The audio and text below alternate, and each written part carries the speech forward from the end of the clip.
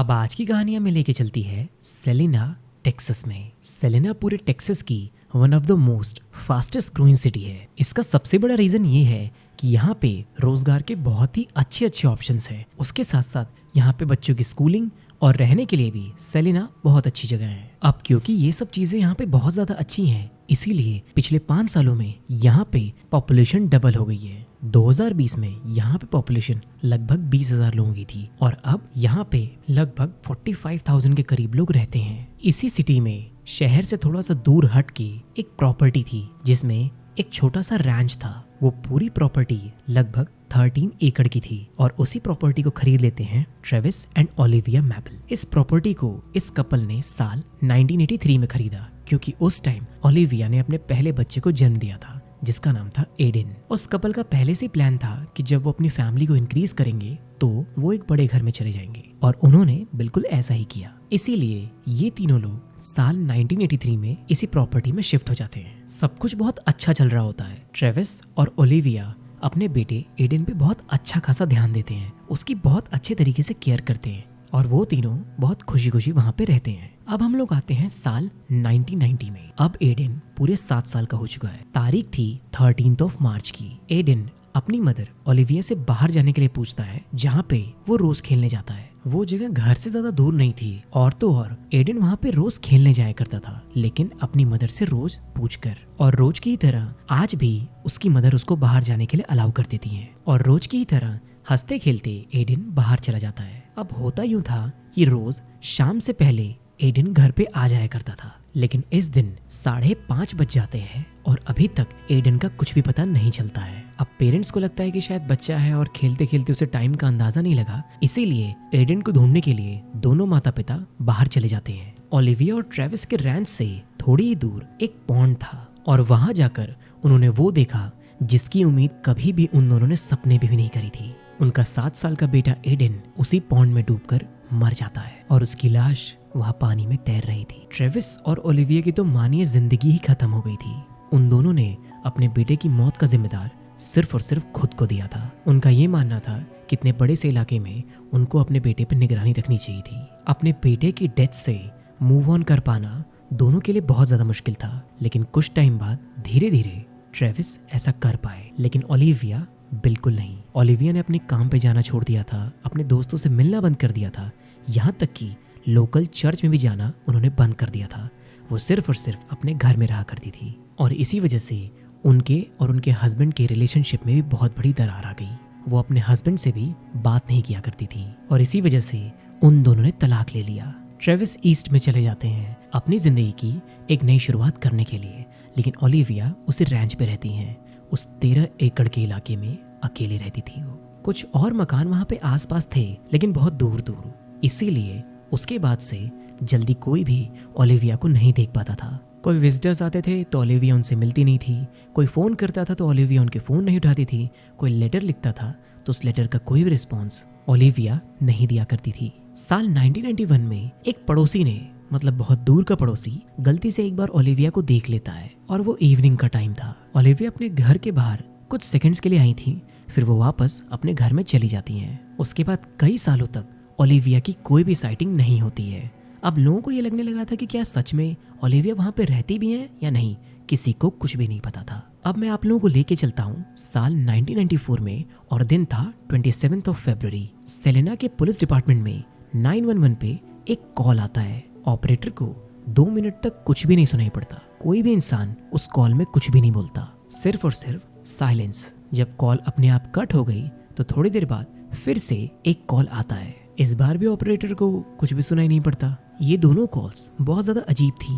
911 operator को भी ये सारी चीजें बहुत ज्यादा अजीब लगती हैं, इसीलिए वो सोचते हैं कि इसके बारे में ऊपर बताया जाए। लेकिन तब तक कुछ ही मिनट्स में एक बार फिर से बिल्कुल सेम तरह की कॉल आती है। तीनों कॉल सेम नंबर से आई थी और एक भी आवाज उन तीनों कॉल में नहीं आई थी, सिर्फ और सिर्फ अजीब सी साइलेंस कॉल थी वो। जब पुलिस ने इन कॉल्स को ट्रैक किया तो उनको पता चला कि ये सारी कॉल्स तो ओलिविया मैपल के रैंच से आई थी। जब पुलिस वाले ओलिविया के रैंच पे पहुंचते हैं तो वो लोग ये देखते हैं कि मेन एंट्रेंस वाला दरवाजा बिल्कुल जाम पड़ा था।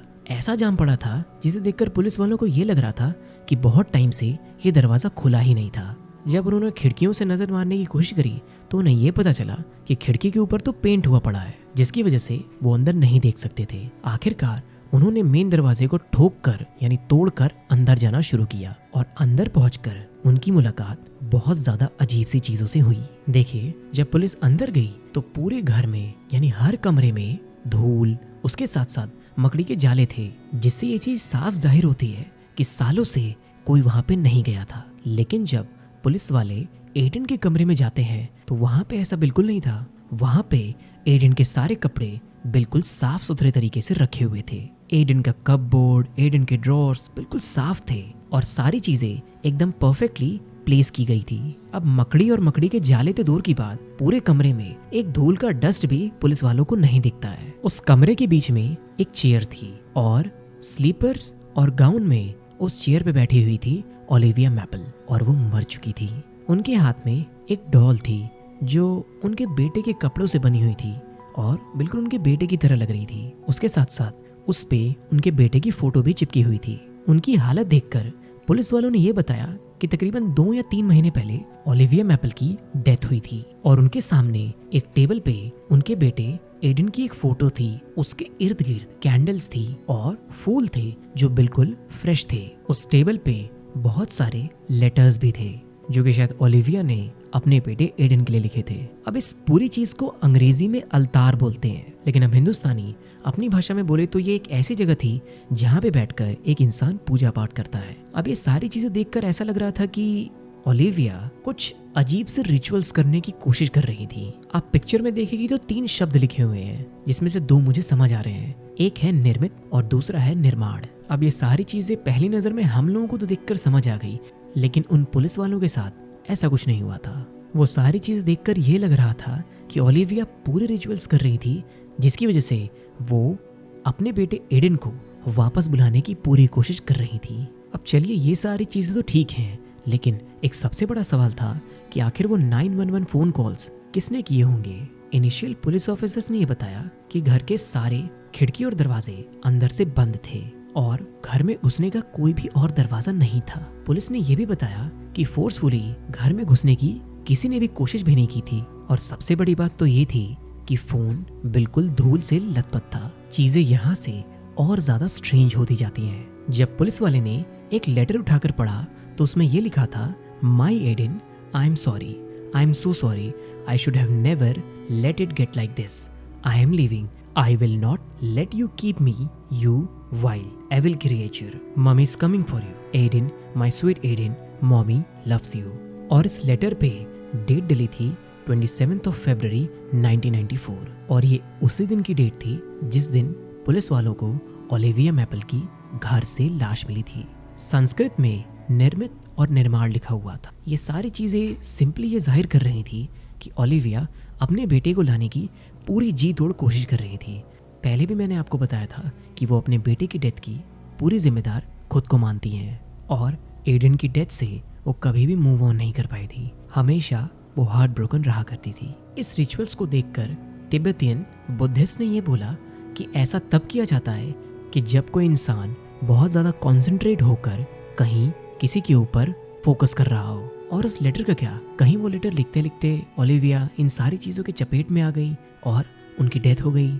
इन सारी चीजों का जवाब किसी के पास भी नहीं था। लेकिन पुलिस वालों ने एक चीज बाद में बताई कि जब वो सारे पुलिस ऑफिसर घर में घुसे तो उन सबको कुछ न कुछ बहुत ज्यादा अजीब सा लगा था, जैसे कोई न कोई एंटिटी उस घर में मौजूद थी। इस घर के जो प्रेजेंट ओनर हैं, जिनका नाम क्रिस्टोफर हैगन है, वो इस घर को बेच नहीं पा रहे क्योंकि बाहर पूरे तरीके से रूमर्स फैल चुके हैं कि इस घर में एक भूत रहता है, एक बच्चे का भूत। साल 2005 में क्रिस्टोफर ने एक ऑस्टिन बेस्ड पैरानॉर्मल इन्वेस्टिगेटर को इस घर में बुलाया और उस इन्वेस्टिगेटर ने बहुत सारी अजीब सी चीजें दुनिया के सामने रखी। उन्होंने इस घर के बारे में बताया कि घर में घुसते ही उनको सांस लेने में बहुत ज्यादा प्रॉब्लम हो रही थी। उन्होंने 100 से ज्यादा प्लेसेस को इन्वेस्टिगेट किया है, लेकिन कभी भी ऐसी कोई भी जगह उन्होंने आज तक नहीं देखी है। उन्होंने ये भी बताया कि इस घर में एनर्जीज लगातार शिफ्ट होती रहती हैं। एक अजीब सी फोर्स जो कि एक इंसान को लगातार इस घर की तरफ खींचती रहती है। ऐसी चीजें उस पैरानॉर्मल इन्वेस्टिगेटर ने अपनी रिपोर्ट में लिखी। लास्ट में उन्होंने ये बताया कि इस घर में एक बच्चा है जो कि बहुत ज्यादा गुस्से में है और हर एक इंसान को इस घर से दूर रहना चाहिए। अब ये केस हम सबके मन में बहुत सारे सवाल छोड़ के चला जाता है। आखिर ओलिविया की डेथ हुई तो हुई कैसे? क्या वो चेयर पे बैठे बैठे ही मर गई सिर्फ अपने बेटे की याद में? चलिए अगर मान भी लिया कि ऐसा हुआ था तो आखिर किसने वो फोन किया था पुलिस वालों को? क्योंकि जब पुलिस वाले घुसे थे तो फोन को देखकर बिल्कुल ये नहीं लग रहा था कि किसी ने भी महीनों से उस फोन को छुआ तक है। फोन पूरी तरीके से धूल में लथपथ था और जैसा कि मैंने आप लोगों को पहले भी बताया था, घर में कोई भी फोर्स्ड एंट्री पुलिस वालों को नहीं मिली थी। तो कोई अगर इंसान ने उस घर में घुसकर पुलिस वालों को फोन नहीं किया तो क्या वो कोई और था? क्या कोई शैतान या कोई दूसरी किस्म की एंटिटी? अगर हम लोग वापस से उस लेटर को चेक करें तो ओलिविया ने किसी को एविल क्रिएचर से मेंशन किया हुआ है। आखिर ये कौन हो सकता है? क्या घर में सच में कोई शैतान मौजूद है और क्या वो शैतान ही ओलिविया की मौत का कारण था? ऐसे बहुत सारे सवाल सिर्फ हम सब लोगों के जहन में रह जाएंगे हमेशा के लिए।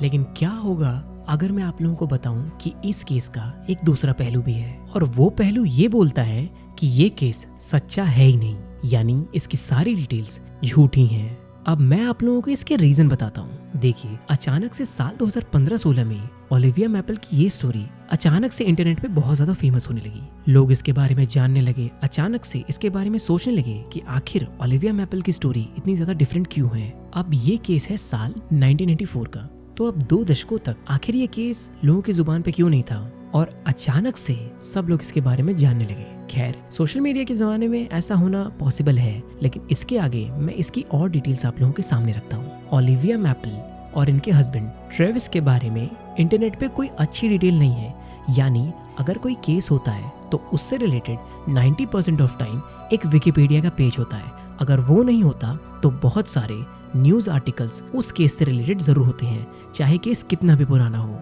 कोई ना कोई कुछ न कुछ, चाहे वो न्यूज आर्टिकल हो या फिर कोई पेपर कटिंग हो, कोई ना कोई डिटेल केस से रिलेटेड इंटरनेट पे जरूर होती है। अब देखिए, अगर ओलिविया मैपल की केस की बात करें तो कुछ ऑनलाइन वीडियोस हैं इस केस से रिलेटेड और उसके साथ साथ कुछ आर्टिकल हैं जो कि अमेरिका की हॉन्टिंग स्टोरीज को कवर करते हैं। अगर आसान भाषा में समझा जाए तो स्टोरीज से रिलेटेड ही जो पेजेस हैं उस पे ही ओलिविया मैपल की डिटेल्स हैं, वो भी बहुत कम पेजेस पे, लाइक 3 या 4 पेजेस पे ही। अगर और डेप्थ में बात करें तो इस केस से रिलेटेड, जैसे कि ओलिविया मैपल का डेथ सर्टिफिकेट इंटरनेट पे अवेलेबल नहीं है और इनके हस्बैंड की तो एक छोटी सी डिटेल भी इंटरनेट पे अवेलेबल नहीं है।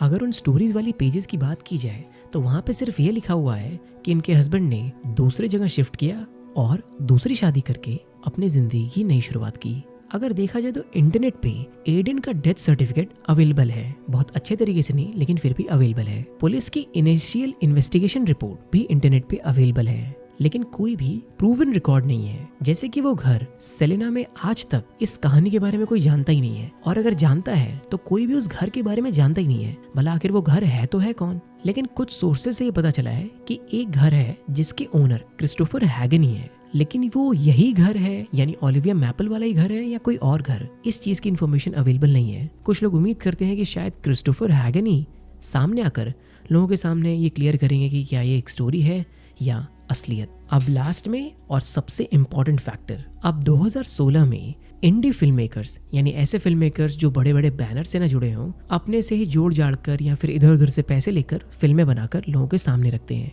तो यही लोग इंडी फिल्म मेकर्स होते हैं। अब 2016 में कुछ indie film makers Olivia Maple की स्टोरी पे एक फिल्म बना रहे थे, यानी शॉर्ट फिल्म। मैंने जब डिटेल चेक करी तो ऐसी 2 शॉर्ट फिल्में हैं जो कि 2015-16 के दौरान रिलीज हुई थी ओलिविया मैपल की स्टोरी पे ही। लेकिन बहुत सारे लोगों का ये मानना है कि ये इंडी फिल्म मेकर्स ने ही इंटरनेट पे ओलिविया मैपल की झूठी स्टोरी को रियल स्टोरी बताकर पैसे रेस करने की कोशिश करी थी ताकि वो एक अच्छी फिल्म बना सके। अगर और आसान भाषा में समझा जाए तो ये सिर्फ एक मार्केटिंग स्ट्रैटेजी ही थी। अब ओलिविया मैपल की स्टोरी सुनने के बाद लोग 2 हिस्सों में डिवाइडेड हैं।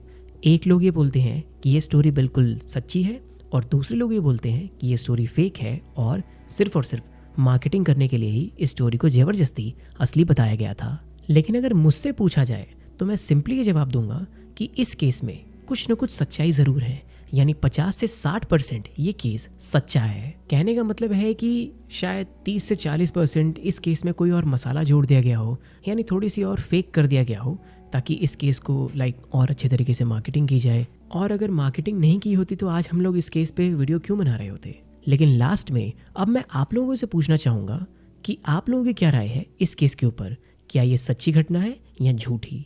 प्लीज़ मुझे कमेंट सेक्शन में ज़रूर बताइएगा। अगर वीडियो अच्छा लगा हो तो प्लीज़ लाइक कर दीजिएगा और चैनल को सब्सक्राइब भी कर दीजिएगा। और जब तक मैं आप लोगों के सामने नहीं आ जाता तब तक के लिए अपना ध्यान रखिए, अपनी फैमिली का ध्यान रखिए और ऐसे लोगों से हमेशा बच के रहिए जिनका इंटेंशन सिर्फ और सिर्फ आप सब लोगों को यूज़ करने का है।